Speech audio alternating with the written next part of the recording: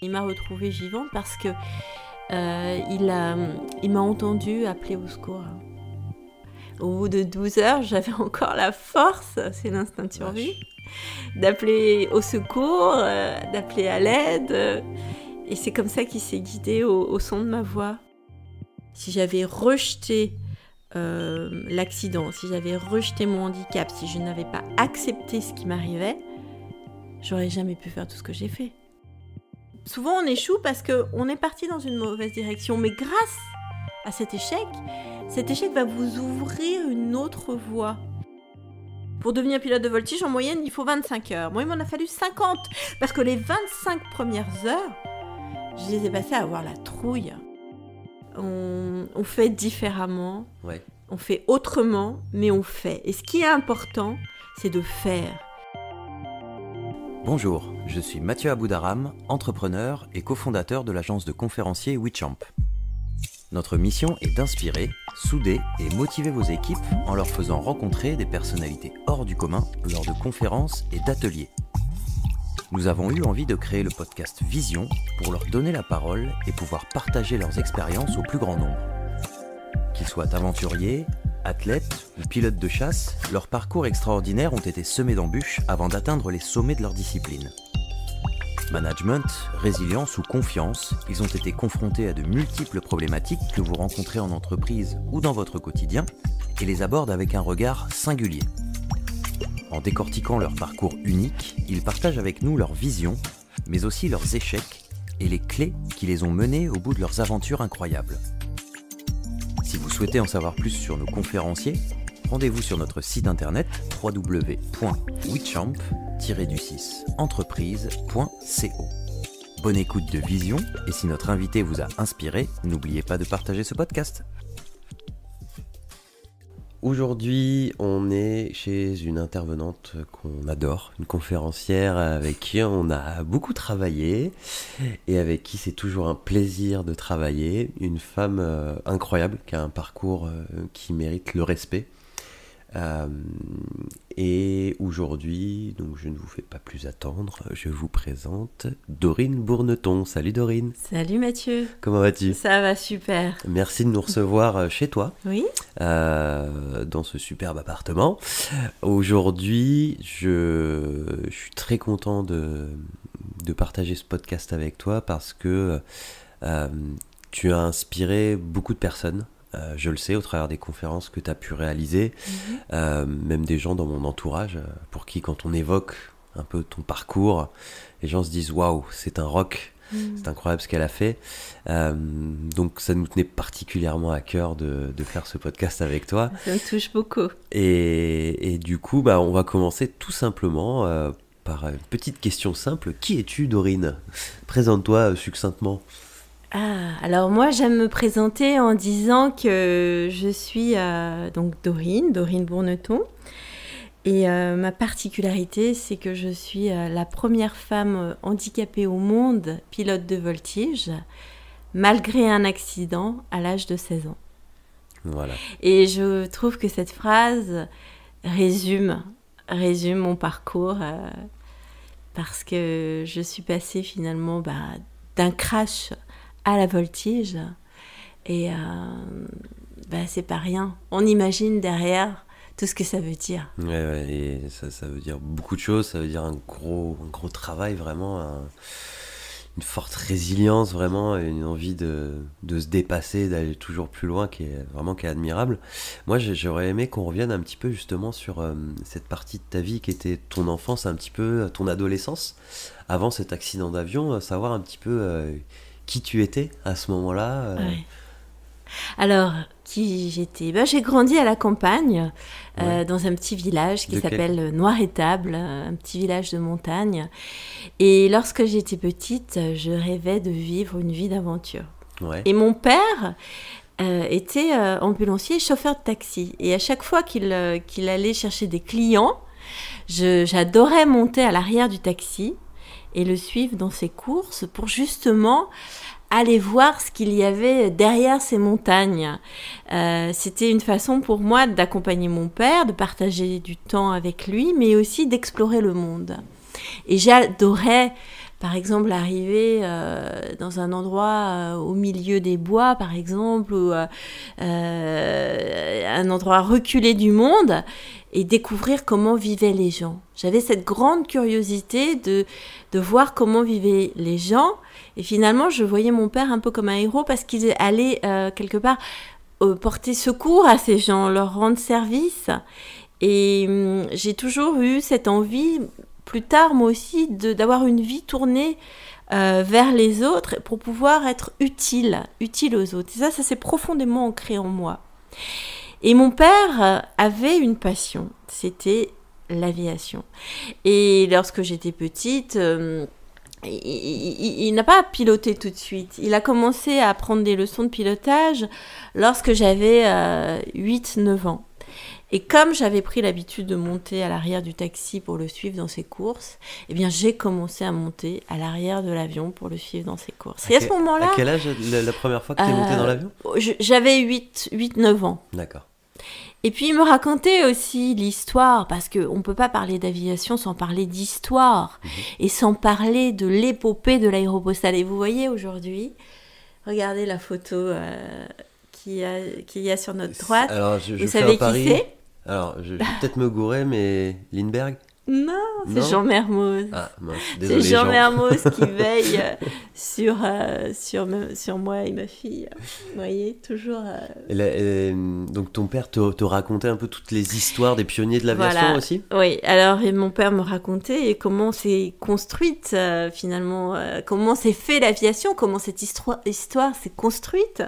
Les pionniers, le courage qu'ils avaient de traverser sans aucun instrument de navigation, traverser l'Atlantique, puis ensuite ils ont franchi la cordillère des Andes, ils volaient dans des conditions qui étaient héroïques, qu'aujourd'hui ça serait impossible de faire ce qu'ils ont fait en fait. Et moi ça me faisait rêver, et je me disais waouh, quand je serai grande, je veux moi aussi être une pionnière, être une héroïne, je veux aussi faire quelque chose que personne n'a jamais fait. Alors, je ne savais pas quoi, et je me voyais être pilote, par exemple en Alaska, à piloter des DC-3 pour transporter du fret, venir en aide aux populations. C'est les gros avions militaires, c'est ça un peu Oui, qui transportent du fret. Aujourd'hui, on ne transporte plus de passagers en DC-3. Mais pour ceux qui nous écoutent, peut-être qu'ils connaissent cet avion, peut-être même qu'ils ont volé dans cet avion, parce que c'était un avion de transport dans les années 60. D'accord. Et aujourd'hui, on l'utilise encore dans certaines régions du monde, des régions éloignées, parce que c'est un avion robuste et qui a marqué l'histoire aussi de l'aviation. Voilà. Et donc, je me voyais avoir cette vie-là, et quand il a commencé à prendre ses leçons, je me suis dit, dès que je peux, je m'inscris à l'aéroclub et je commence, moi aussi je serai pilote. Super. À quel âge tu as commencé la formation Alors, pilote ? Il faut savoir que j'avais quand même un frein, il y avait un obstacle majeur, c'est que il y a deux façons de devenir pilote. Soit vous passez par la voie royale, vous êtes bon en mathématiques, bon en physique, et là vous pouvez faire l'ENAC. Soit donc l'ENAC, c'est dans le civil ? C'est l'école nationale de l'aviation civile. D'accord. Donc c'est le cursus pour devenir pilote de ligne. D'accord. Et c'est une formation qui est payée par l'État. D'accord. Mais qui ne s'adresse qu'à une élite. Ouais. C'est-à-dire que excellent, il faut être excellent élève. Ce qui n'était pas mon cas. D'accord. Loin de là. Parce que moi, je suis une intuitive. Je vole pas avec des chiffres, je vole à l'intuition. Et du coup, il y a une autre façon de devenir pilote, c'est de passer par la petite porte, et c'est de commencer très jeune, de s'inscrire dans un aéroclub et de faire des heures de vol, de se payer soi-même sa formation. Alors ça coûte cher. Ouais. Et souvent, lorsqu'on choisit cette voie, qui est une voie très difficile, parce que elle nécessite de travailler à côté pour pouvoir se payer sa formation. D'accord. Mais pour moi, j'y voyais pas d'inconvénient, parce que ça faisait partie du processus, ça faisait partie de l'aventure. Et au contraire, ça mettait encore plus de sel et de piment à ce parcours. Parce que justement, ça allait être difficile. Et du coup, à 15 ans, je m'inscris à l'aéroclub d'Auvergne, là où volait mon père, et je commence à piloter. Alors, très vite, j'ai compris que c'était pas gagné.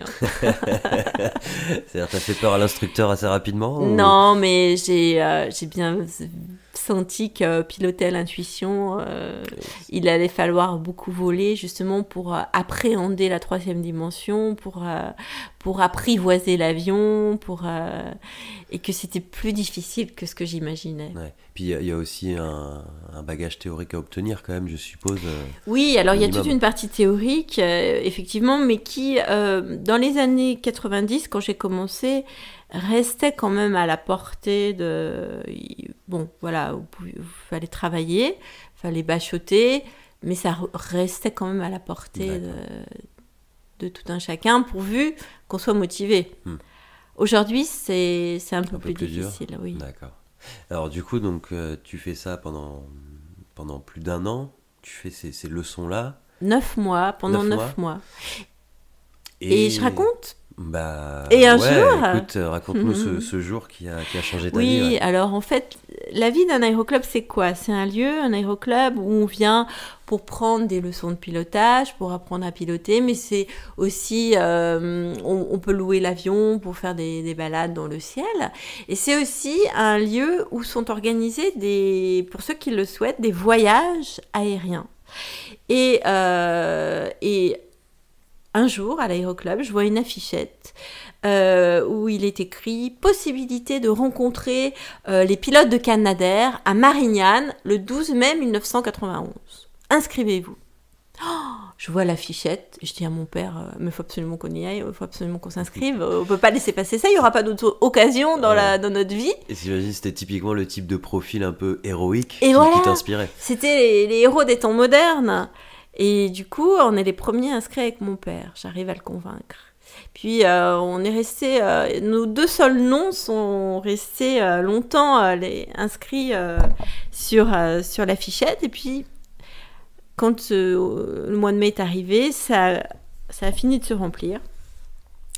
Et donc, arrive ce jour du 12 mai, où ce matin-là, déjà... On se lève, mon père et moi, on habite à 60 km de Clermont, dans la montagne, et on voit bien qu'il ne fait pas beau.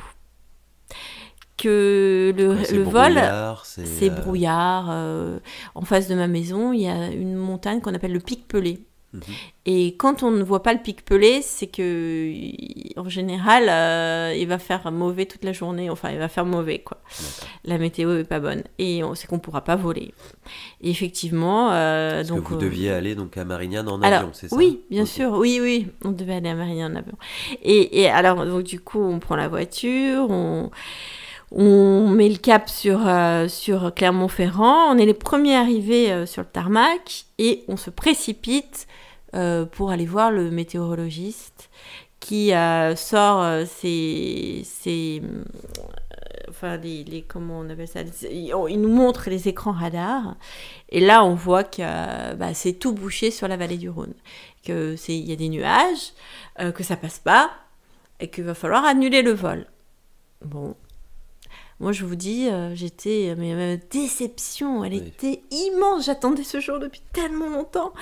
Et je disais à mon père, mais c'est pas possible, ça se reproduira jamais, on pourra jamais y retourner, c'est horrible. Bon. Et là, le reste de l'équipe, enfin les autres personnes inscrites arrivent, ils étudient les cartes météo, et puis il y en a un qui lance... Comme à l'époque de Mermoz, vous savez, à l'époque de l'aéropostale, on disait souvent cette phrase « On va voir, et si ça passe pas, on fera demi-tour. » Donc tout le monde se met d'accord, tout le monde est d'accord, on décolle, cap sur Marignane, sauf que à 2 avions, dans l'autre avion se trouvait mon père, et sauf que mon avion, le pilote n'a jamais eu le temps de faire demi-tour. C'est-à-dire qu'il s'est fait... Ça allait très vite, hein. Il s'est fait piéger par les nuages, il est rentré dans les nuages, il a perdu le contrôle de l'appareil. C'est-à-dire à cause du vent, des dépressions Alors en fait, ce qu'il faut savoir, c'est que quand on rentre dans les nuages, on perd son équilibre. Il y a un dérèglement de l'oreille interne qui fait que on ne sait plus si l'avion vole droit, si on est en virage, s'il descend, s'il monte, et nos perceptions sont complètement faussées. D'accord. Donc à ce moment-là, la seule solution... À cause du fait qu'on voit rien du tout Oui, c'est un déséquilibre qui se crée dans l'oreille interne. On perd l'équilibre, on ne sait plus dans quelle position on se trouve, et on a des fausses informations. Et donc... si on veut se sortir de cette situation, ce qu'il faut faire normalement, c'est tout de suite regarder ses instruments. Ouais. Parce que les instruments, eux, ils ne trichent pas, puisqu'ils vous indiquent si on monte, si on descend, si on est en virage ou quoi. Sauf que quand on n'est pas habitué à voler aux instruments, eh ben, on n'a pas le réflexe. Et les statistiques disent que quand on rentre dans les nuages, on a 3 minutes. Au bout de 3 minutes, on est mort. C'est les statistiques qui disent ça. Rassure-moi, pas pour les avions de ligne. Ah ben non, mais ils savent voler dans les nuages, les pilotes de ligne. Mais nous, pour les petits appareils de... Voilà, les pilotes privés que nous sommes, nous qui volons dans les aéroclubs, on est des pilotes du dimanche, on appelle ça vulgairement au vol que quand il fait beau, quand le ciel est bleu. Ouais. Enfin, je caricature, bien sûr. Et du coup, le pilote est rentré dans les nuages. Il n'a pas eu le réflexe, je ne sais pas vraiment ce qui s'est passé dans sa tête, parce que tout est allé très vite. Il a perdu le contrôle de l'appareil. Devant nous, il y avait une montagne. On a percuté la cime des arbres de la montagne et on s'est crashé sur le flanc du mont Alambre, dans la région du Puy-en-Velay. D'accord. Mais il faut s'imaginer qu'avant le crash, peut-être 5 minutes, même pas avant, j'ai encore le souvenir d'avoir vu sous nos ailes le terrain du Puy-en-Velay. On pouvait encore se poser, on pouvait encore... Et puis, voilà, je sais pas, je saurais jamais pourquoi le pilote a foncé tout droit dans le mauvais temps, finalement. Okay. Et donc, on s'est crashé. Et là, ce j'ai plus de souvenirs. Comment ça se passe? Tu perds connaissance? Tu as des souvenirs? Alors, non, pas précisément. Les souvenirs qui me reviennent, j'ai l'impression d'avoir rêvé. Je ne sais pas si je les ai vraiment vécus ou si je les ai rêvés. En réalité, je pense que je les ai vraiment vécus, mais c'est vraiment très flou. Ouais. Et j'ai pas le souvenir de la douleur. Même si quand on m'a retrouvée, j'étais consciente. Je me plaignais du froid. Je disais que j'avais mal au dos, que je sentais plus mes jambes. Mais tout ça, je l'ai effacé de ma mémoire après l'opération. D'accord. La première opération. Donc, toi, tu es survécu. Oui. En revanche. Eh ben les 3 autres personnes qui étaient dans l'avion avec moi sont mortes. Okay. Elles sont mortes et sur le coup, ouais. Voilà. C'est un miracle. C'est tout simplement un miracle parce que j'ai attendu les secours pendant 12 heures. 12 heures. Il y avait tellement de brouillard qu'on ne voyait pas à 3 mètres, m'a dit mon sauveur, Philippe Achard, celui qui m'a retrouvée vivante. Et il m'a retrouvée vivante parce que il m'a entendue appeler au secours. Au bout de 12 heures, j'avais encore la force, c'est l'instinct de survie, d'appeler au secours, d'appeler à l'aide. Et c'est comme ça qu'il s'est guidé au son de ma voix. Waouh, putain. Mais bon, donc j'étais bien consciente à ce moment-là, mais tout ça, je l'ai effacé de ma mémoire. Ouais. C'est inscrit tout au fond ou là derrière, mais... Ouais.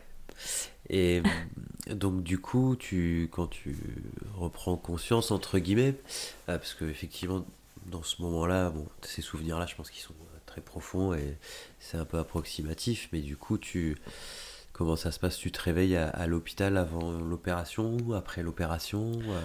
Donc tout de suite, il y a une première opération parce que il fallait opérer tout de suite.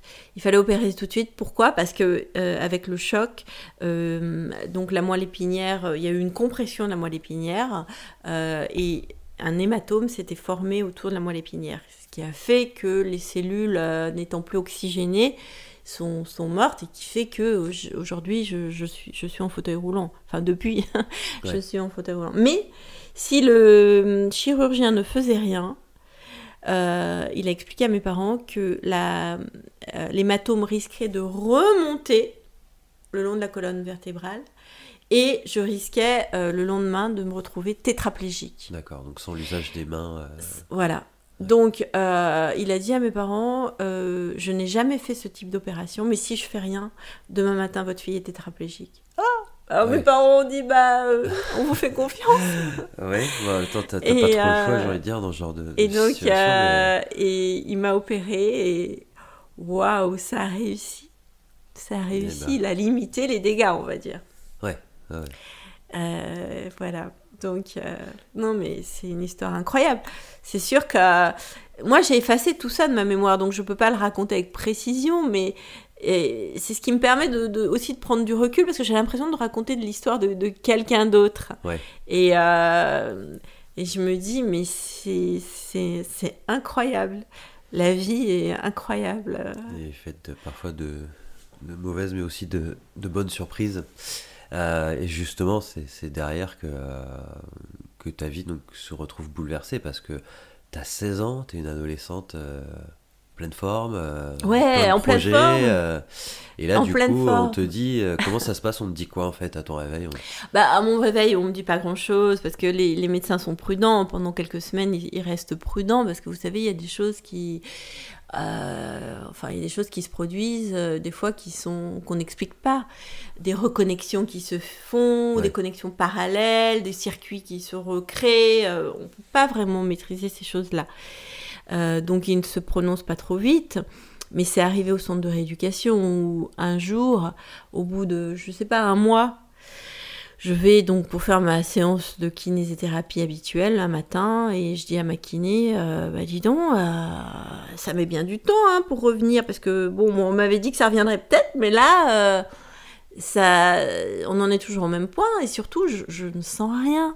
Tu pensais que tu allais remarcher J'étais à l'affût des perceptions, parce que il n'y a que nous qui pouvons savoir finalement. Si tu sens une partie si de ta jambe, quelque ton chose pied, revient ou pas. Il n'y a que nous, les médecins, ils sont extérieurs, ils sont en dehors de notre corps. Et je lui dis, tu sais, ça bouge pas, je sens rien, et je vois pas de progression possible. Elle me dit, mais tu sais, il se peut très bien que ça ne revienne jamais. Et là, j'ai compris. J'ai compris au fond de moi. Je me suis dit, oui, mais elle a raison, ça ne reviendra jamais. Et du coup, oh là, ça m'a cloué sur place. Alors j'ai pris mes affaires, j'ai fait mon transfert sur mon petit fauteuil roulant, je suis remontée dans ma chambre et là je me suis mise à pleurer. Je me suis mise à pleurer, à faire la liste de tout ce que je pourrais plus faire. Et la liste est longue et non exhaustive. Je veux dire, elle est infinie finalement. Et au bout d'un moment, les infirmières entrouvent la porte, viennent me voir, passent une tête, repartent, et puis elles laissent la porte entrouverte. Et j'appelle mon père, je lui crie ma rage, mon désespoir, et à un moment donné, j'entends des rires. J'entends des rires, des éclats de rire dans les couloirs. Et... comme je suis quand même, je reste une ado, quoi. Je reste quelqu'un de... Puis avec quand même un fond plutôt joyeux. Et j'ai été attirée par ces rires. Je suis allée voir qui riait comme ça. Et là, j'ouvre la porte. Je devais avoir une tête pas possible, mais je vois 2 garçons qui font la course dans le couloir et qui sont tordus de rire. Alors, il y en a un, c'est un black, avec là, un sourire à la Omar Sy, tu vois, en fauteuil manuel. Et l'autre... il est en fauteuil électrique. C'est-à-dire que c'est un sourire immobile sur un fauteuil. Avec son petit joystick, là, ils font la course. Et ils sont morts de rire, ils s'éclatent. Et je me dis, merde, mais alors, c'est possible. On peut être handicapé et être joyeux. On peut garder l'espoir. Et j'ai compris à ce moment-là que... la joie, ça allait être pour moi le moteur qui allait me permettre de me reconstruire de l'intérieur. La joie. Et j'ai été, après, du coup, attirée par les gens comme ça, qui étaient joyeux, parce que je savais que c'est ce qui pourrait m'aider à me reconstruire, à me réparer de l'intérieur. Et donc, j'ai eu la chance, finalement, après... une fois que je suis sortie de l'hôpital, peut-être pas tout de suite, bien sûr, parce qu'il y a eu un moment quand même, pendant 1 ou 2 ans, c'était pas la panacée, hein, faut quand même dire ce qui est. J'avais plus envie de sortir de chez moi, je rejetais. J'avais surtout honte de l'image que je pouvais projeter. Parce que quand on se retrouve dans un fauteuil roulant, finalement, et c'est normal, les gens au départ, ne voient que votre handicap. Et le regard des gens change. Même le regard de mon père a changé à ce moment-là. Parce qu'il m'a dit, mais qu'est-ce que je vais devenir, moi, avec une handicapée à la maison ? Vous vous rendez compte ? Sur le ton de l'humour ou... Non, sans rigoler, parce qu'il était désemparé, parce qu'il était malheureux, parce que leur maison, il y avait 20 marches à franchir pour pouvoir accéder à la maison. En bas, il y a des garages avec les ambulances et les taxis. Et mon père, il était désespéré. On est en 91 aussi. Et donc, du coup, moi, je dois me reconstruire avec ça. C'est-à-dire que je me dis, donc je suis handicapée, les gens ne voient plus Dorine, ils ne voient plus celle que je suis, ils ne voient que mes faiblesses, que mes limites, que le fauteuil roulant. Je suis handicapée, alors que moi, j'ai le sentiment d'avoir un handicap, mais de ne pas être handicapée. Je n'ai pas changé au fond de moi. Évidemment, on est tous handicapés face à une situation. Moi, je vous emmène en voltige, je vous mets la tête à l'envers, vous allez vous sentir handicapé 5 minutes. Hein. Non, mais c'est vrai. Moi, je te garantis que je le serai, ouais, ça, c'est le sûr. handicap, c'est par rapport à une situation. Mais, et donc, et pendant 2 ans, j'étais un petit peu au bout du rouleau. Et puis un jour, j'ai eu la chance de rencontrer de belles personnes qui m'ont aidée comme ça à sortir un peu la tête de l'eau et à retrouver la force. Qui sont-ils Elles Ah ben, c'est 2 garçons. C'est Franck et Manu. Et en fait, c'est des boutons-train, quoi. C'est des boutons-train, voilà, ils m'ont jamais vue comme une personne handicapée. Ouais. D'ailleurs, ils m'ont dit tout de suite, sur le temps de la plaisanterie, ils m'ont dit oui, ok, t'es en fauteuil roulant, mais enfin c'est pas ça qui va empêcher le monde de tourner, quoi. Je veux dire, va de l'avant, quoi. C'est ce que ça voulait dire, leur message. C'est des amis que tu t'es fait au lycée ou Non, des amis que je me suis fait lors d'une fête foraine, lors de la fête foraine de Noir-Étable. D'accord. Au 15 août, au mois d'août, voilà. Et je suis toujours amie, avec eux. Et donc, mais bon, ils me faisaient rire parce que eux, l'aviation, c'était pas du tout leur truc. Et ils me disaient, mais comment vous pouvez monter dans des petits coucous comme ça, il y a juste un petit moteur de tondeuse à gazon. C'est hyper dangereux. Parce que moi, je leur disais mon envie de revoler. Et ils me disaient, mais t'es complètement folle de monter là-dedans. Mais bon. Et du coup, parce que, voilà, pour autant, l'envie de reprendre les commandes d'un avion était toujours là, parce que j'y avais déjà goûté avant l'accident, et je savais tout ce que l'aviation, tout ce que l'apprentissage du pilotage pourrait m'apporter. Et je savais qu'il fallait que je continue, qu'il fallait pas que je reste sur cet échec, sur un accident, qu'il fallait que je rebondisse, que je reprenne les commandes d'un avion. C'était pour moi la clé pour pouvoir dépasser l'accident, dépasser le handicap. Parce que quand on est là-haut, finalement, on retrouve sa liberté. On retrouve sa liberté de mouvement, on ne se sent plus handicapé. Le handicap, il reste au sol. Je veux dire, on n'a pas besoin de ses jambes quand on est là-haut. Comme tu me disais la dernière fois, c'est que soit tu t'aimais danser, tu danses plus, mais tu danses dans le ciel. Avec la voltige, ouais, j'ai le sentiment de danser dans le ciel. Mais pour ça, il fallait trouver le moyen de revoler. Parce que, vous le savez sans doute, pour piloter un avion, on a besoin de ses jambes. Voilà, donc tu peux nous réexpliquer donc, les commandes d'un avion. Donc qu'est-ce qu'on fait de base avec les mains et avec les pieds ? Eh bien, avec les pieds, on actionne ce qu'on appelle les palonniers. Le palonnier. Et ce qui fait que ça actionne la gouverne de direction à l'arrière de l'avion. D'accord, donc c'est pour Alors tourner ça permet gauche, alors au roulage au sol d'aller à droite et à gauche.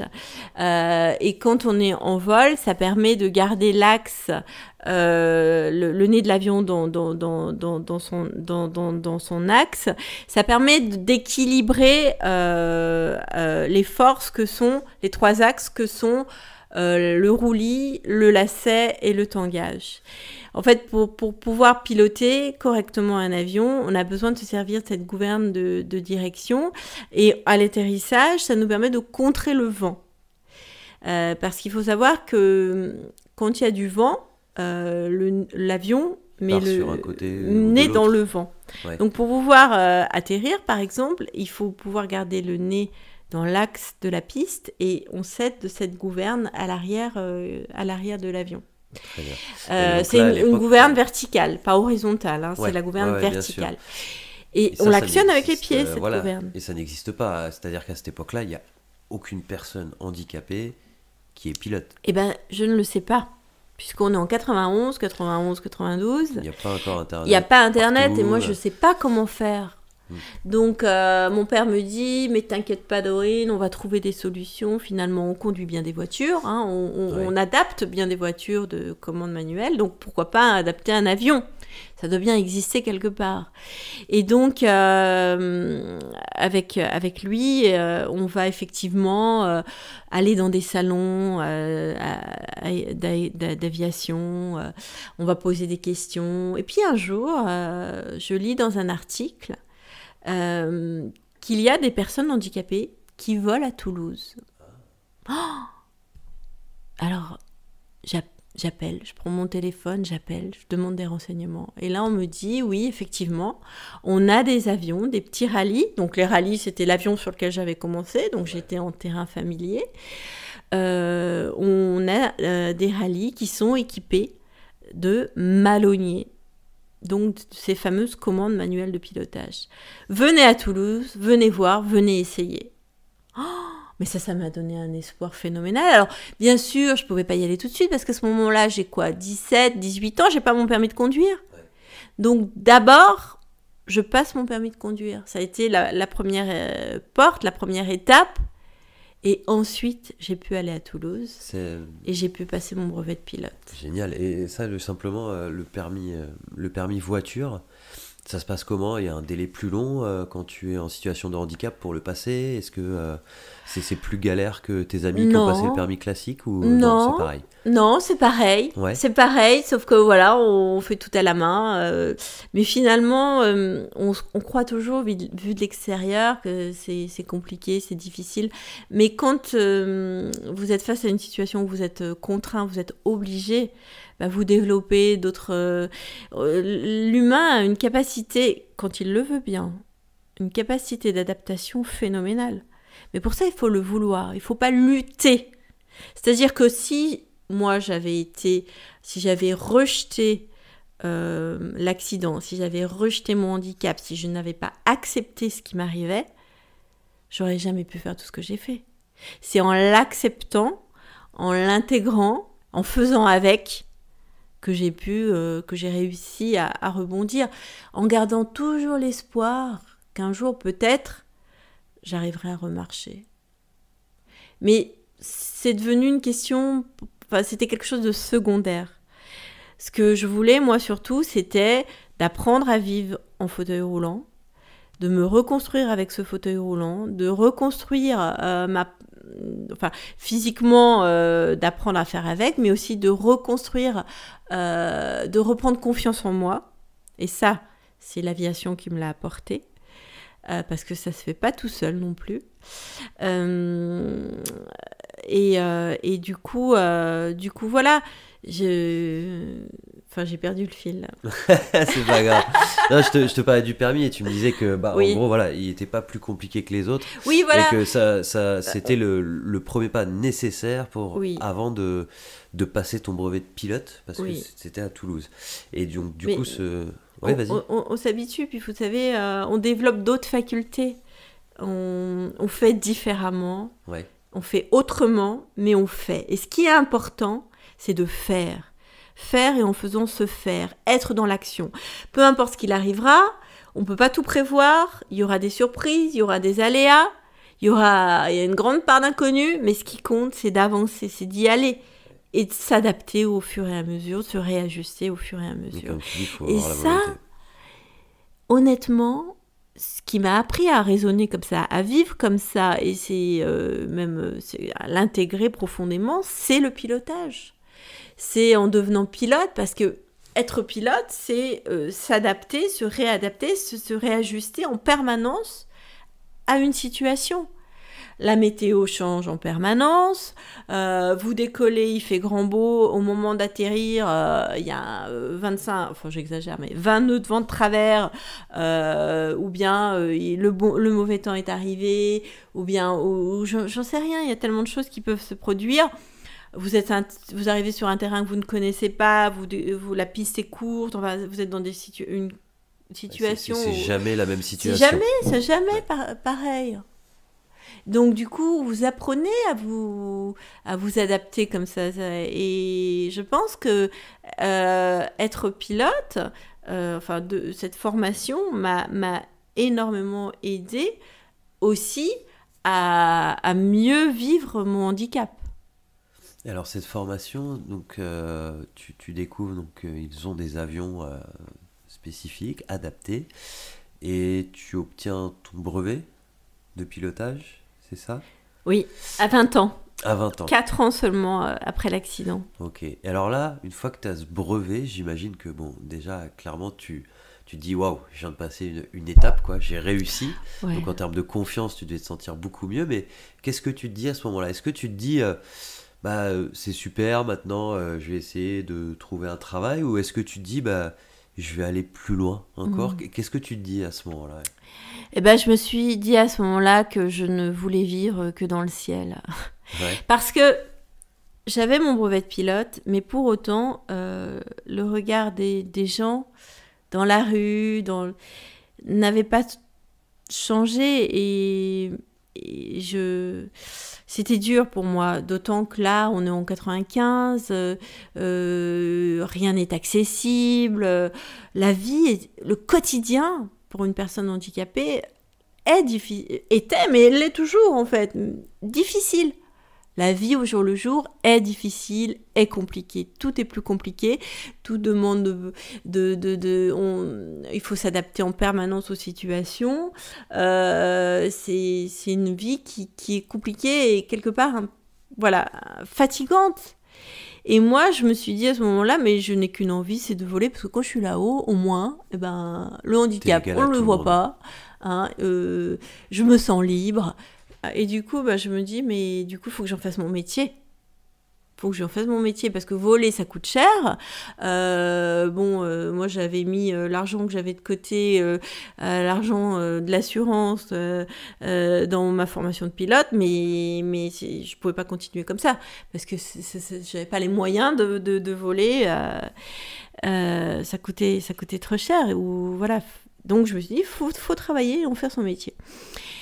Et c'est à ce moment-là que je découvre que le métier de pilote est interdit aux handicapés. Il est impossible de devenir pilote professionnel lorsqu'on a un handicap. Et moi, je comprends pas. J'étais naïve. Je comprends pas. Je dis, mais pourquoi ? Je suis pilote privé, je pilote très très bien, je fais des compétitions, je participe à des compétitions, je veux dire, je vole, je suis aussi performante qu'une personne valide. Pourquoi on m'empêcherait d'en faire mon métier ? Le règlement est comme ça, on va pas changer les choses là, pour une personne, donc on ne peut rien faire. Alors qu'est-ce que tu te dis à ce moment-là ? Parce que tu te prends un gros mur quand même, une grosse claque en voyant ça. Oui. Comment tu réagis et qu'est-ce que tu te dis ? Tu te dis, je vais investiguer, tu te dis, je vais tout faire changer. Comment tu réagis ? Ouais, mais c'est l'âge qui veut ça, je pense aussi. Quand on a 20 ans, on se dit qu'on va changer le monde. Et je me dis, si la loi le permet pas, on va changer la loi, tout simplement. Tout simplement. On n'a qu'à faire changer la loi. Je me souviens, c'est cette phrase, je l'ai dite comme ça. Et donc, c'était un directeur de la DGAC qui me regarde d'un air éberlué. Il a dû se dire, mais d'où elle sort celle-là? Bah ouais, mais sauf que bon, ça a pris 7 ans, mais on y est arrivé quand même. Ouais, alors raconte-nous ton Alors, parcours. je ne serais pas arrivée toute seule, bien sûr. Ouais, bien D'abord, sûr, il a fallu, là encore, j'ai procédé par étapes. D'abord, il a fallu que j'ai quitté Toulouse, et puis je suis venue m'installer à Paris. Ça, c'était une aventure aussi, l'installation à Paris. Juste la DGAC. La DGAC, c'est la Direction Générale de l'Aviation Civile. D'accord, et donc c'est eux qui créent les lois. Oui, c'est eux qui font les règlements, c'est eux qui régissent le ciel, on va dire. D'accord. Pour l'aviation civile. D'accord, donc il y a le militaire, et après le civil, ça concerne tout ce qui est les vols de tourisme, entre guillemets, comme mais aussi ce que les tu vols faisais, de ligne. mais aussi les vols de ligne. Bien sûr, bien sûr. C'est eux qui régissent le ciel, on va dire. D'accord. Voilà. Et donc je viens m'installer à Paris, donc ça aussi, grosse aventure. Ouais, parce que tu viens toute seule à Paris ou... Toute seule. Ouais. Au début, j'ai trouvé un espèce de garage aménagé dans un lieu improbable. C'était une cour où il n'y avait que des artistes à Montreuil. Ouais. Donc j'étais entourée d'artistes, moi ça me convenait bien, mais un garage aménagé avec une mezzanine, et ça c'est typique de mon caractère, c'est que ça en dit long de mon caractère, c'est que pour aller dormir, ma chambre elle était en haut de la mezzanine, ouais. Et tous les soirs ou plusieurs fois même par jour, je montais par la force des bras les escaliers en colimaçon. D'accord, en colimaçon en plus. Quoi. Ouais, mais moi, j'avais envie de ça. Ça me plaisait. Le lieu me plaisait. C'était vivant, c'était joyeux. Ouais. C'était joyeux, c'est ça surtout. Parce que vous arrivez de votre petit village du fin fond de l'Auvergne, vous débarquez étape à Toulouse, mais ensuite vous arrivez à Paris, vous connaissez personne. Voilà, il faut quand même un environnement, sinon vous risquez de vous sentir vite isolé. Ouais. En plus avec un handicap. J'avais trouvé ce lieu par des connaissances, bref. Et à ce moment-là, je me rapproche de l'Aéroclub de France et de Gérard Felzer, qui est alors le président de l'Aéroclub de France. Et Gérard me dit, mais Dorine, je l'avais rencontré lors d'un tour aérien des jeunes pilotes. Il me dit, si tu veux être entendu, si tu veux qu'on t'écoute, il faut que tu représentes une association. Ou moi, ce que je te propose, c'est de créer une commission de pilotes handicapés au sein de l'Aéroclub de France pour que tu puisses être entendu et devenir le porte-parole des pilotes handicapés. Parce que l'Aéroclub de France... Qu'est-ce que c'est l'Aéroclub de France ? L'Aéroclub de France, c'est un lieu c'est une association qui regroupe tout un tas de commissions, mais c'est un lieu de parole, un lieu qui compte. C'est un lieu qui regroupe des commissions humanitaires, des commissions historiques, des commissions techniques, technologiques, enfin voilà. Et c'est un endroit où se regroupent, où il y a des manifestations, où se regroupent les acteurs qui font l'aviation en fait, hein. Donc des gens, ça peut être des gens de la DGAC justement, ça peut être des industriels. D'accord. C'est un lieu un peu là où tout reconnu, où tout se passe. Voilà, c'est ça. Et du coup, en créant cette commission, d'un coup, j'existais. Et ça me donnait un statut. Alors moi, les statuts, je m'en fiche d'avoir un statut ou pas avoir de statut, mais il fallait en passer par là pour pouvoir être entendu, pour pouvoir être écouté, pour que ma parole puisse compter. Sauf que, c'était quand même pas simple parce que moi, je savais pas forcément comment faire, etc. Et puis petit à petit, en prenant les gens individuellement, j'ai réussi à convaincre, j'ai réussi à fédérer, j'ai réussi à réunir un groupe d'experts autour de moi et surtout des gens qui comptent dans l'aéronautique. Et qui, C'est-à-dire par exemple, Brigitte Revelin-Falcoz. Alors Brigitte Revelin-Falcoz, ça a été l'une des toutes premières femmes pilotes de ligne en France. D'accord. Et c'est la femme de Bruno Revelin-Falcoz qui a à l'époque été le numéro 2 de Dassault Aviation. D'accord. Donc c'est des gens dont la parole compte. Ouais. Nous avions aussi dans notre commission un pilote d'essai qui nous avait rejoint. Guy Mito-Moroir, lui, il avait été le pilote d'essai du Rafale. Ça aussi, c'est quelqu'un qui compte et dont la parole compte. Et si, ils sont reconnus. Et si Guy Mito dit oui, on peut adapter un avion et un handicapé peut devenir pilote professionnel, c'est Guy Mito-Moroir qui a parlé, c'est pas Dorine Bourneton, d'accord, mais c'est Guy Mito-Moroir, et là on l'écoute.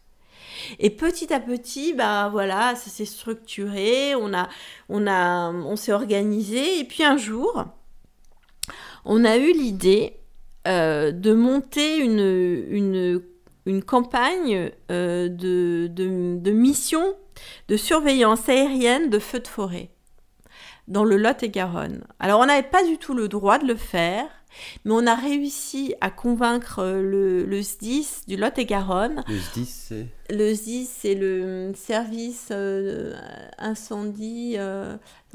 C'est ceux qui surveillent le risque incendie dans une région, oui, c'est ça ? Exactement. D'accord.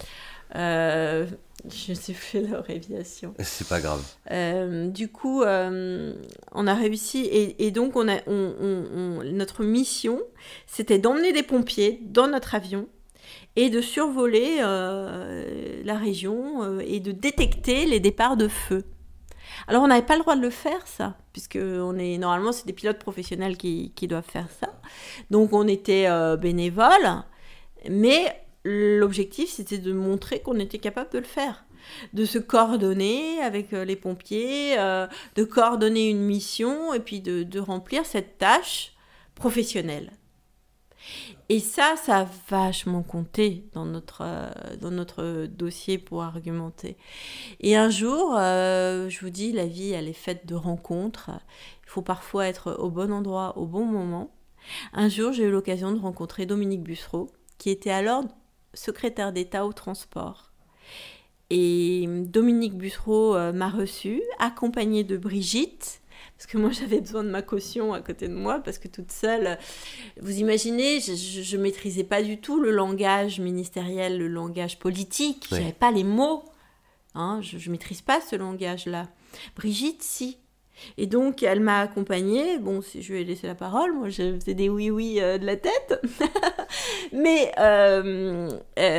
Bussereau a cru en nous et il a dit, mais moi, vous m'avez convaincue et je vous suis. Je vais donner des directives.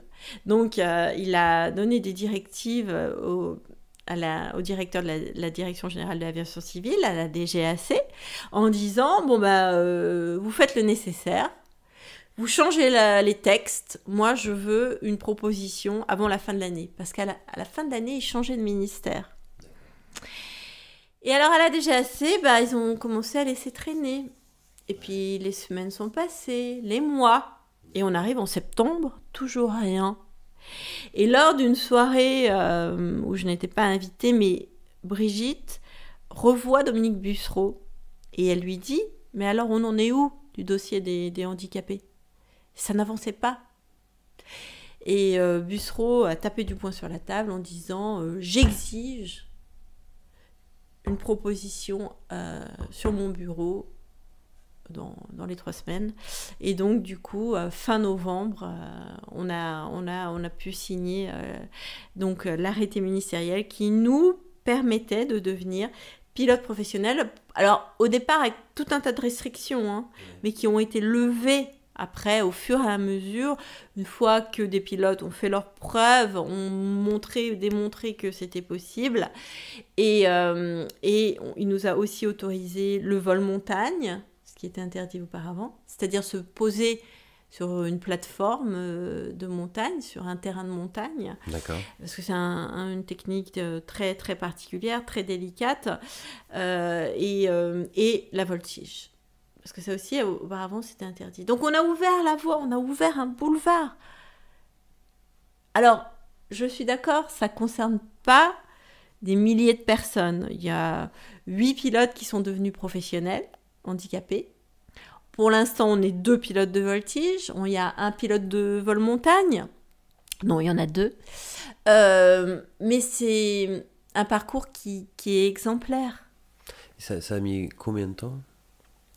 Combien de temps, pourquoi ? Pour cette première avancée ? Cette première avancée, entre le moment où j'ai posé la question en 1996 et la signature de l'arrêté ministériel, c'était en 2003. D'accord. Donc il a fallu 7 ans. Et puis après, alors je vous dis, il y avait beaucoup de restrictions au départ et qui se sont levées au fil du temps. Et moi je me souviens, tu m'as cité un responsable, je sais plus qui c'était, de la DGAC, qui disait que en gros... Oui, il était impensable. Ouais. Non, oui, et qui disait non, mais des handicapés dans la profession, ça nuirait à l'image de la profession. Voilà, ça nuirait à l'image de la profession.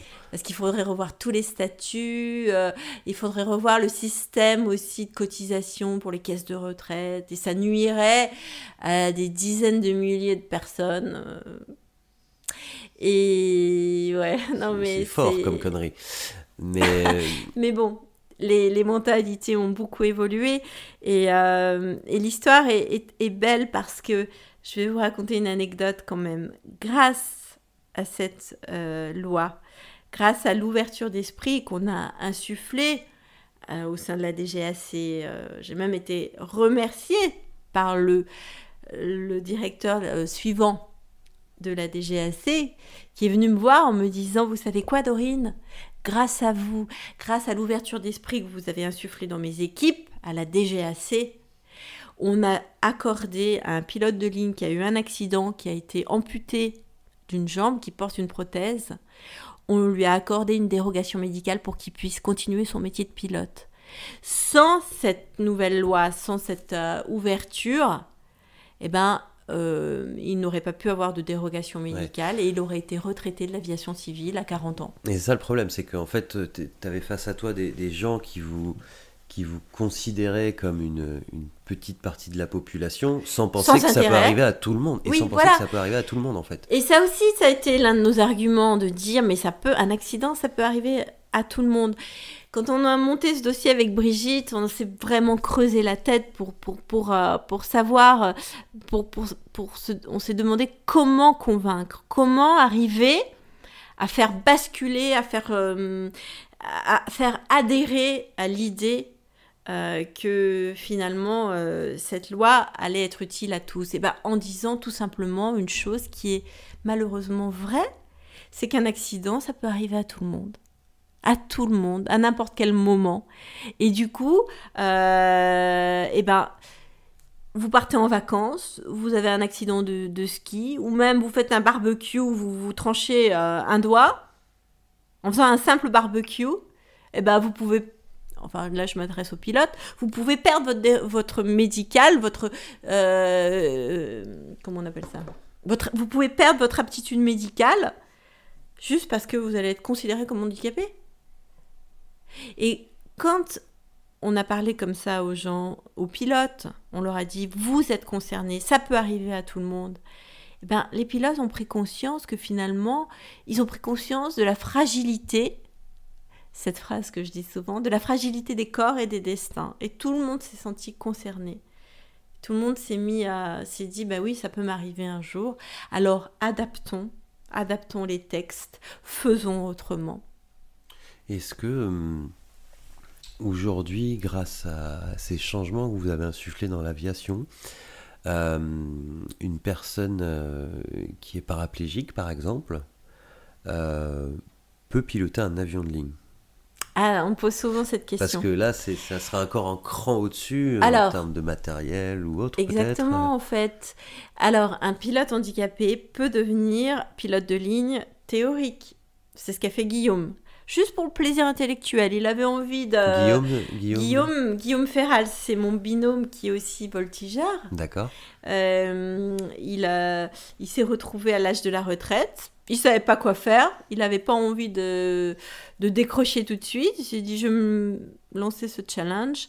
Et il est devenu pilote de ligne théorique.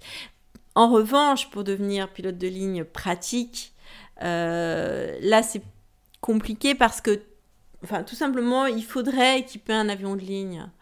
Et donc, ça coûterait trop cher. D'accord. Ça coûterait trop cher. On ne peut pas adapter un avion de ligne pour un pilote. Vous êtes d'accord ? Ouais. Non, mais ça serait l'exploit absolu. Non, on va adapter une fusée aussi. Un énorme coût, effectivement. On va adapter la fusée pour Philippe Croison. Alors, pour lui. Non, alors je reformule la question.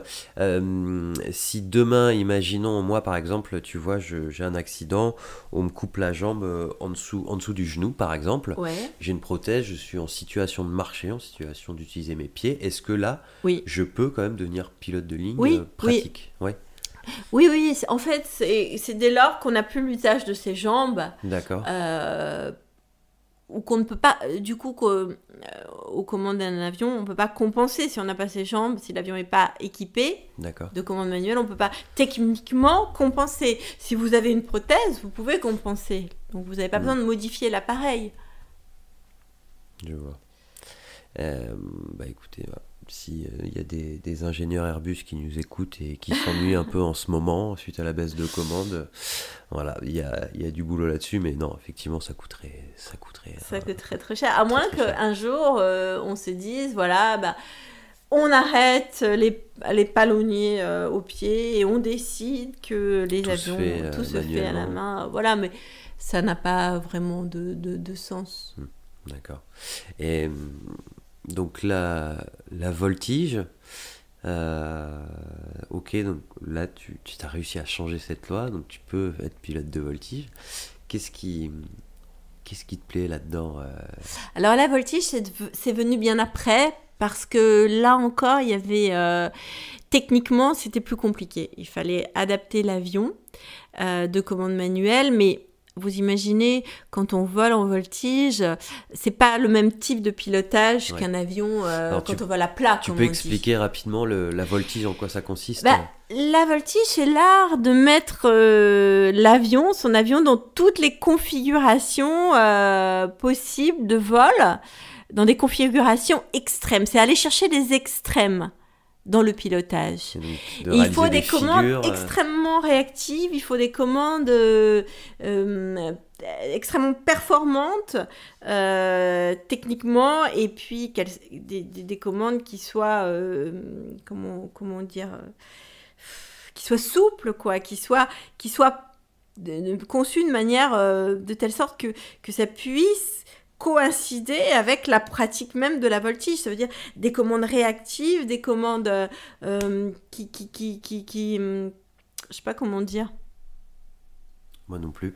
Bon, quand on pilote un avion classique, si on a un malonnier qui est un peu lourd, c'était le cas des premiers avions équipés, c'était un vrai banc de musculation, ces trucs. Moi, j'étais fatiguée, rien que de faire le roulage. J'avais pas décollé, que j'étais déjà fatiguée tellement c'était lourd. Vraiment, c'était fatigant. C'est pour ça que je pense aussi qu'il y a peu de femmes handicapées pilotes de pilotes, parce que physiquement, voilà.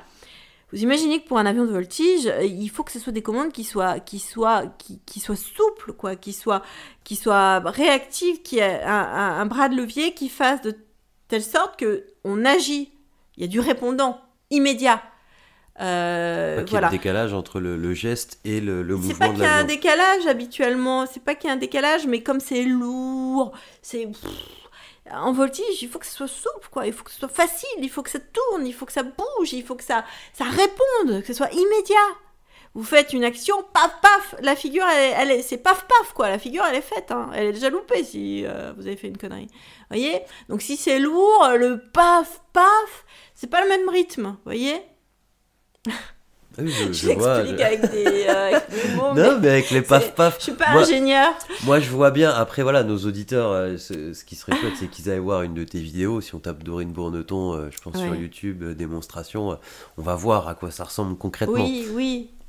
Et du coup, donc la voltige, tu t'es mis à faire de la compétition. Oui.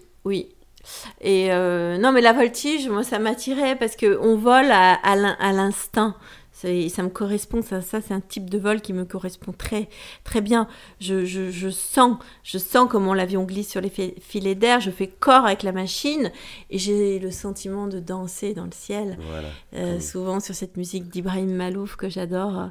Et je retrouve ma liberté absolue, encore plus que dans le vol à plat, parce que là, on se met la tête à l'envers, on fait des loopings, on fait des boucles, on fait des tonneaux, on fait des renversements, on fait des vrilles.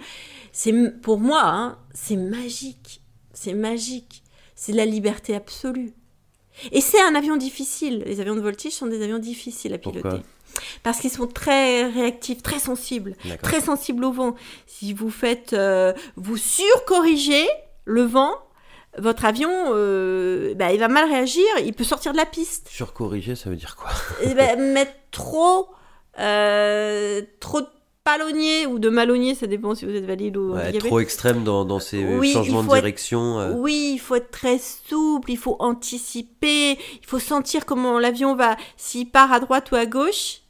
Il faut le sentir pour anticiper le geste et le réagir de manière progressive avant que l'avion ne parte réellement, en fait. Vous voyez, mais c'est d'une subtilité absolue.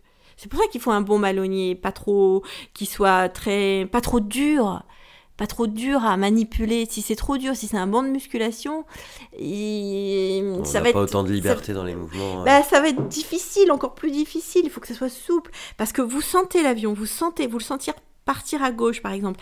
Là, vous allez commencer, avant qu'il parte à gauche, commencer à amorcer le mouvement sur le palonnier droit pour garder le nez dans l'axe. Et j'adore parce que quand tu me dis ça, tu fermes les yeux et tu fais. Oui, parce que je vais revoir comment il part, comment ça part vite. Parce qu'une fois que c'est parti, pour le rattraper, vous allez vous risquez de surcorriger, de mettre trop de pieds inverses, et il va partir dans l'autre sens.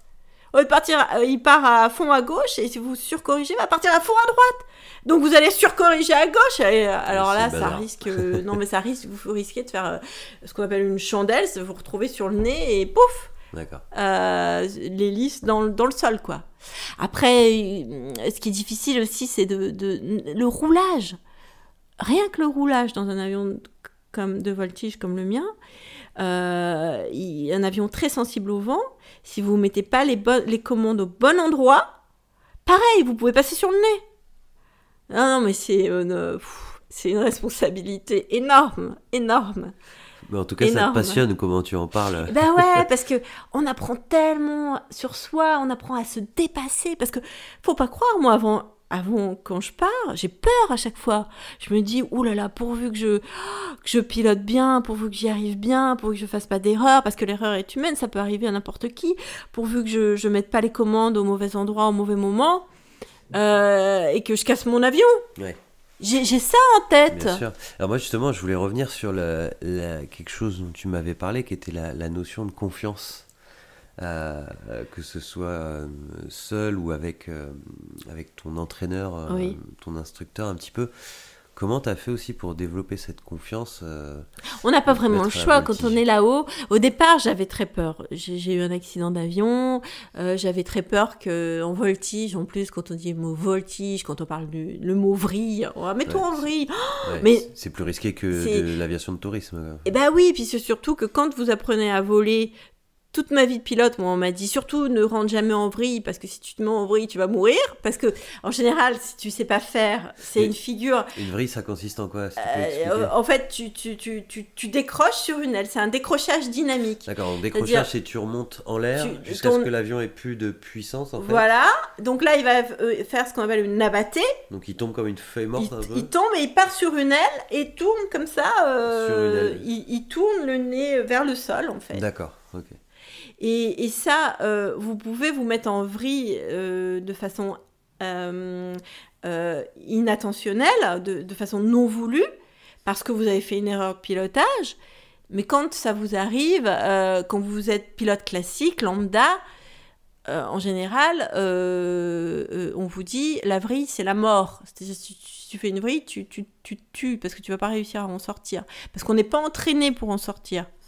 Et là, on vous dit d'aller volontairement vous mettre en vrille, d'aller volontairement vous mettre dans une configuration de vol où on vous a appris toute votre vie que si vous faisiez ça, vous alliez mourir.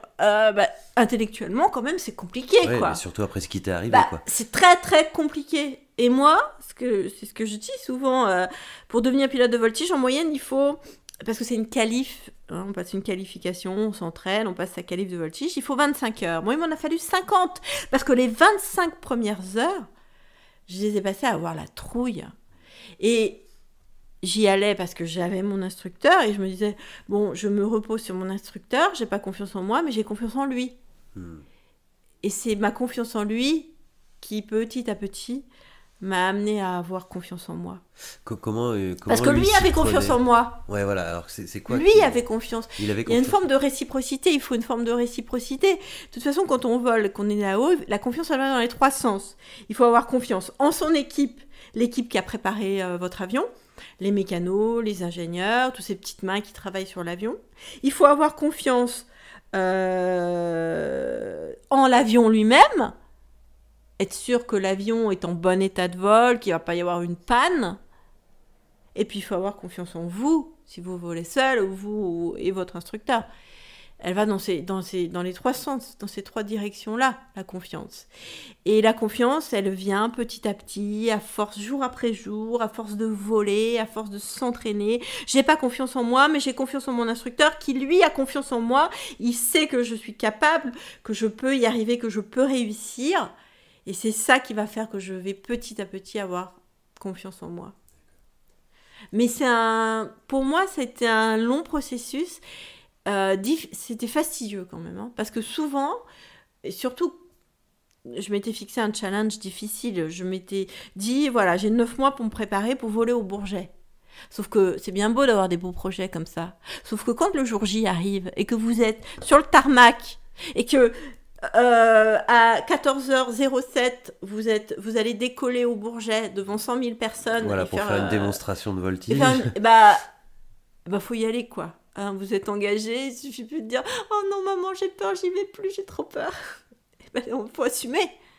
Assumer. Et là, qu'est-ce que tu te dis à ce moment-là ? Je peux te dire, là, ce jour-là, j'étais pas fière et j'avais peur.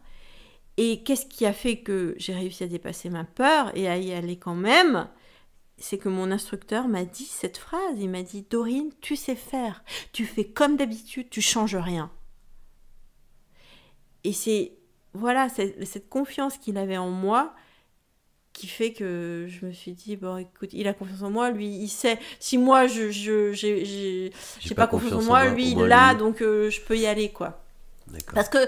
Parce que moi-même, j'ai une confiance aveugle en son savoir-faire, en son savoir-être, en ses compétences. C'est comme ça, ça procède comme ça, je pense, la confiance. C'est la qualité des liens qu'on a tissés avec les autres qui vont faire que vous allez vous sentir vous-même en confiance. Et qu'on va avoir envie de se dépasser, d'aller plus loin. Et qu'on va avoir envie de se dépasser. Mais c'est ça qui est merveilleux. Et d'aller de l'avant.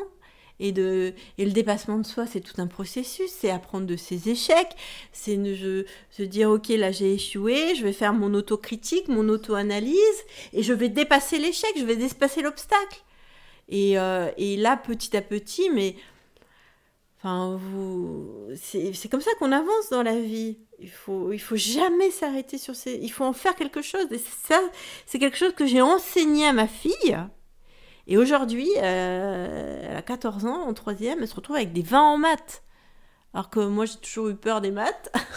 Parce que je lui ai insufflé ça. Le fait qu'il fallait ne pas avoir peur d'échouer, travailler. Et du coup, elle a confiance en elle. Et ça lui permet de réussir à l'école, quoi. Peut-être une future pilote de ligue. Peut-être pas. En tout cas, moi, ça me fait penser à quelque chose, je pense, qui intéresserait beaucoup nos auditeurs. C'est qu'est-ce que quel conseil tu donnerais justement aux gens qui justement ont des rêves, ont des gros projets comme ça, ou des projets de rêve, et qui justement ont peur de l'échec, ont peur de se lancer, ont peur de ne pas réussir. Alors, évidemment, là, l'histoire telle que je vous la présente, elle paraît magnifique, elle est belle, ok, mais je raconte pas toutes les humiliations, tous les échecs, toutes les impasses, à chaque fois où j'ai dû faire demi-tour, où je me suis engagée dans une voie et ça n'a pas marché, il a fallu faire machine arrière. On ne retient de cette histoire que l'exploit, la réussite, etc. Mais j'ai eu des moments difficiles, j'ai eu des moments de doute, et ça fait partie du processus. Et il ne faut pas avoir peur de l'échec. Et il faut se dire, de cet échec, je vais en faire quelque chose. C'est souvent l'échec qui va vous... Souvent, on échoue parce qu'on est parti dans une mauvaise direction. Mais grâce à cet échec va vous ouvrir une autre voie, une nouvelle voie, quelque chose auquel on n'aurait pas pensé. Et il faut toujours rester optimiste, enfin, il faut toujours rester ouvert, je vais dire. Ni pessimiste, ni optimiste, il faut rester ouvert. Ouvert au destin, ouvert à la chance, ouvert aux rencontres. Et moi, souvent, ce qui m'a permis d'avancer, c'est que j'ai fait des bonnes rencontres. Donc, il faut croire que, toujours avoir conscience qu'on a besoin des autres pour avancer. On ne peut rien faire seul. Il faut savoir... écouter son instinct, son intuition, savoir s'entourer de gens à qui on sent qu'on peut avoir confiance, qui ont le savoir-être. Ça, c'est très important. Qu'est-ce que tu veux dire par savoir-être ? Le savoir-être, c'est des gens qui vont être respectueux de ce que vous êtes, de qui vous êtes, qui vont vous respecter tel que vous êtes, malgré vos lacunes, malgré vos défauts, voilà, c'est important. Ça, c'est important.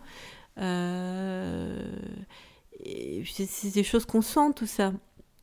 Et voilà, non, de pas avoir... Et de se lancer, d'y aller, et parfois... la voie dans laquelle on se lance, on n'y arrive pas, ça va nous ouvrir une autre porte. Mais ce qui est important, c'est toujours d'avoir des objectifs et d'être dans l'action. On y va. C'est ça, d'être quoi dans qu'il le mouvement arrive. Et d'essayer de faire quelque chose. Et toujours essayer, ne jamais renoncer. Je prends souvent exemple sur ma fille en ce moment parce qu'elle me raconte sa vie à l'école et elle me dit qu'elle a sa meilleure amie, mais elle me dit, elle est face à sa copie, elle n'y arrive pas. Elle croise les bras comme ça et elle regarde le mur. Elle ne fait rien. Et elle me dit, moi, maman, j'étais face à mon exercice de maths, j'y arrivais pas, mais j'ai cherché dans un sens, dans un autre, nanana, et j'ai fini par y arriver. Vous voyez, c'est un état d'esprit, mais je pense que ça vaut le coup d'essayer. D'essayer cet état d'esprit-là. D'être dans l'action, dans le mouvement, quoi qu'il arrive. Parce que ça peut apporter de bonnes surprises.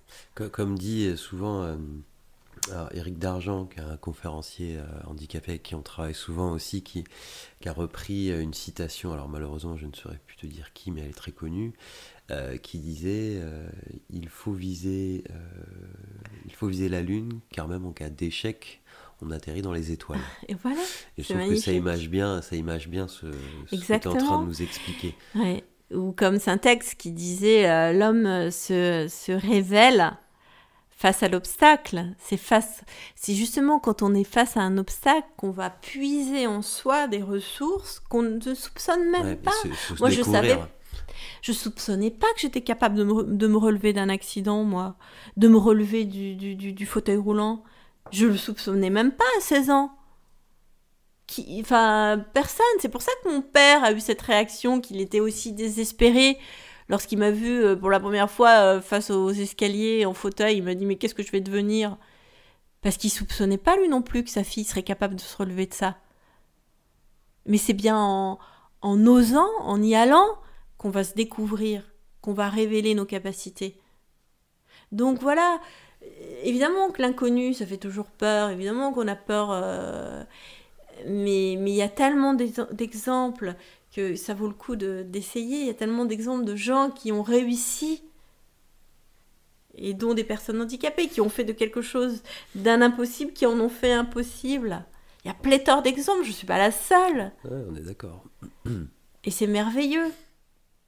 Mais ne jamais oublier que on a besoin des autres. Parce qu'on ne peut pas y arriver seul, on a toujours besoin des autres, on a besoin de l'intelligence collective, on n'a pas toutes les compétences, donc il faut aller puiser, chercher des compétences pour constituer une équipe et mettre les bonnes personnes au bon endroit. Super. Bah écoute, merci Dorine. Parce que ça fait une bonne heure déjà qu'on discute ensemble. Je vais devoir te libérer. Du coup, merci pour ton temps et cette leçon de vie et de joie de vivre, je dirais. Merci pour votre écoute, d'avoir pris le temps d'écouter mon histoire. Je pense qu'il y en a beaucoup qui ont écouté ton histoire jusqu'au bout, et justement, si vous êtes encore là, n'hésitez pas à liker ce podcast, à le partager même. Ça nous permettra de continuer. Voilà, c'est l'heure, les téléphones s'emballent. Ça nous permettra de continuer à partager le parcours de personnalités inspirantes comme Dorine. Donc merci encore Dorine. Merci, et puis je vous dis à bientôt. Et puis à bientôt pour de nouvelles aventures.